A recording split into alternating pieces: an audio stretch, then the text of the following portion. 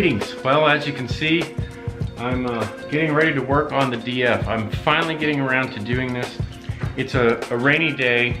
It's kind of chilly outside, so it's probably warm enough to go ride, but with the rain, bad weather, just not gonna go do that. But I need to get some things done on this thing so I can get it set up to ride for me. One thing I need to do is change the elastomers. So these are medium elastomers from ice Trikes, and I'm going to switch out the springs in the shocks. And then I'm going to do an alignment, and I'm going to try and get it set up as best I can for me. I do have the alignment tool from my friend Cameron that he let me borrow, and I will set that up and try and get the alignment done on the DF. It's just been a while. I've been so busy doing so many other things, but today I'm going to try and get the elastomers done. I also have this. It's automotive, a seal, and so I'm going to have to go buy some contact cement for it, but I'm going to mount this around the inner lip of the DF where the cockpit opening is, and maybe that'll make it so it's not so rough when I'm picking up the Velo and moving it around. Of course, as you can see, it doesn't stay on by itself, so that's something that I'm going to have to get some contact cement for. I'm also going to finish the hood here. I'm going to take the summer hood off, which has the NACA duct in it, which provides a lot of cooling air, and I'm going to rely on just the front duct on the DF and put this hood back on for winter riding. Okay, so one of the other things I'm going to be doing is using the 360 camera again today, and you might think this is really simple. It's just a foam block. It's just a block of foam, and you can use it as a jack. An Allen bolt to take off the tire, or the wheel I should say, and I can get the wheel off with no issue.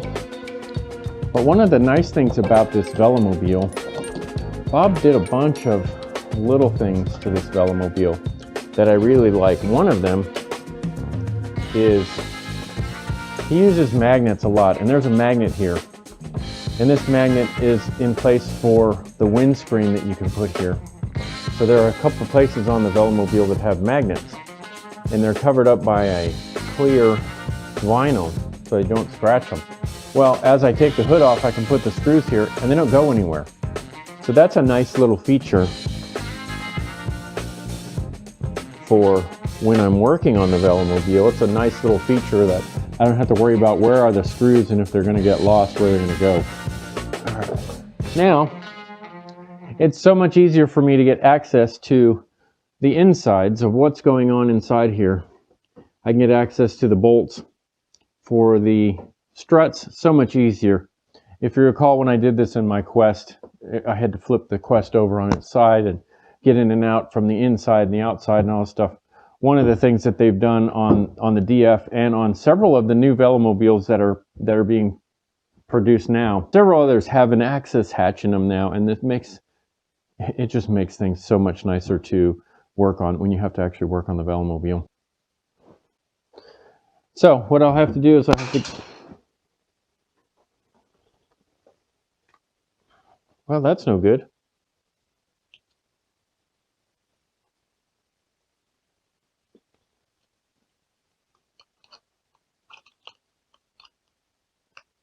Well, that's no good. But to be honest, now there's a little spot on this lens, but to be honest, that's why I got these protective lenses. So if something like that were to happen, because I'm using a little bitty stand for my 360 camera, and evidently I didn't have it just right and it fell right over. So I won't be using that lens today. So I won't be using the back lens today very much. So, but I can get another protective cover. But that's exactly why I did that. So if something like that ever happened, it would protect the main camera lens, which is what happened. So that's kind of disappointing. But you know what? It happens. It's easier to replace a $10 or $15 protective lens than it is to replace a several $100 camera. So you remove the two nuts. There are two nuts One is a lock nut, and one is the nut that you put it on with. This little lock nut just sits on top of it and locks it down tight when you have it actually back together. And so then take that off. There is a rubber washer and a metal washer on top of there. You may be wondering why I'm working out here in the garage where I don't have as much room to work as opposed to being in my shop, but if you recall, my shop is full of powder coating equipment and an oven and other things. And interestingly enough, it's not as warm. The building is insulated, but it doesn't have any vapor barrier, and it doesn't have solid walls like drywall or whatnot for the walls. So the cold air comes in out of the attic, comes down through the walls, filters through. They used pegboard for the walls so that they could hang up stuff. But what it does is it allows the cold air to come into the shop, and then it just sits there. There's no way for it to go. And it gets really cold in the shop. Even when I'm heating stuff up, it gets really cold. So that's why I'm not working out there today. Plus all my bike stuff is over here, so it's easier to work on out here. The nice thing about this being new is that it should come apart fairly easily, because there's not a lot of rust, there's not a lot of corrosion, not a lot of grime, so it should come apart pretty easily. Okay, and sometimes when you don't work on your Velomobile for a little while, you forget some of the custom tools that you have to make. So I have some 10mm wrenches here, and if you can see, I've had to shave them down to make them flat, to make them skinny. This is so I can get my wrench in between here, and there's a flat part on the nut or on the bolt there that I can hold this, and then I can take the nut off, so then I can finish removing the strut. So sometimes you've got to fix your tools to where they'll work and be real skinny. Just it's been a while since I've done this, so I forgot I had to do that part. So as you can see, these are the springs that you normally get in a Velomobile and a DF. Just like in my old Quest, if you recall from the video that I did a long time ago, you see there's literally no wear on these things, and there's a little bit of grease in there to keep them lubricated. But it's these springs that bother me, and they cause a lot of... Okay, I'm not sure why my camera just quit on me. It's still got plenty of battery in it, so not sure what was happening there. But like I said, I'm gonna measure these elastomers, and then I'm gonna cut them down, and then the ride height should be about the same, and the comfort should be about the same, but it won't get the roll. It won't get the spring roll that has the spring roll. It won't get the rolling that is caused when you pedal with the springs, because this is not going to compress as easily, so it shouldn't wobble so much when I ride. Leave me a comment below and tell me, are the new Velomobiles coming out with elastomers all the time now? Have they gotten rid of the springs? I don't know, because the springs seem to me a hassle. And this is a hack that I did on my first Velomobile, and I've loved it ever since. We did this on Cameron's Velomobile. When he had a DF, we put elastomers in. We put elastomers in both of my Quest. Leave me a comment below and let me know. Are they making full-time elastomers in Velomobiles now?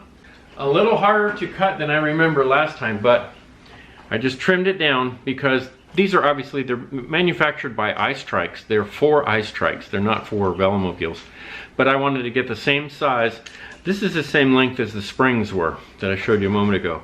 So this elastomer will go in there and it'll take the place of the springs. And it'll allow compression for shock, but it won't allow it to compress when I'm pedaling, so it won't roll. The bike won't be rocking, and it rides more steady, I believe. So the only one I have to change, I'll probably have to change the one in the back as well, but I won't change that one. I didn't change it in my first Quest. My second Quest had a Reese shock in it, so it's a little different. So we'll see how this one rides without changing the one in the back, because that one doesn't affect the rolling too much. It may affect compression when I'm pedaling, and it'll settle the back of the bike down, which I've seen in videos. You can only buy these in pairs, and so I only bought one set for now. So this is the easy part. Just drop that back down in there. And then I'm gonna get some more gloves on, because this is a greasy mess. All right, that's good. Got the holes lined up with these little screws back here.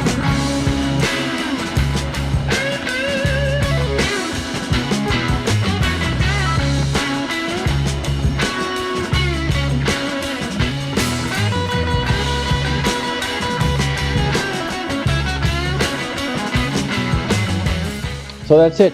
Got everything all back together. Put the wheel back on. Move the other side. Complete the job. And that's it. So I'm not going to spend a lot of time filming all the extra stuff that I do in between. You guys have seen this before, how I've changed them out, and I'll leave a link to that video here. This is now just going to be the reverse of taking it apart. I'll put it all back together, do the other side. I'll see you in a few. That's the elastomers, the shocks, done and dusted, as my British friends would say. Merry Christmas, everyone, and Happy New Year, and I'll see you in 2023.